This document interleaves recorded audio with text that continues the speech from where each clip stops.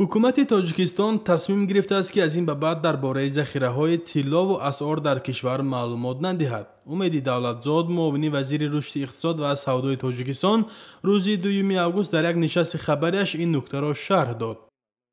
Як воҳимаи фарз кардем беасос метавонад ки мардумро ба дараҷаи боварии мардумро коста гардонад ба низоми бонкӣ ки дар як рӯз агар онҳо пасандозҳои худро бозпас гиранд, пас вазъи иқтисодиёти мо чӣ мешавад?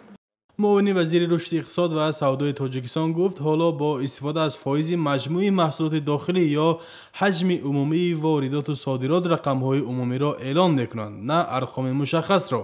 ин таҷриба ба гуфтаи ӯ дар бештари кишварҳои пешрафта низ истифода мешавад. қаблан мутахассисони Бонки ҷаҳонӣ гуфта буданд, захираи тиллову асъори Тоҷикистон танҳо барои 72 рӯз мерасад ки тибқи меъёрҳои байналмилалӣ ин муҳлат бояд 90 рӯзро ташкил диҳад.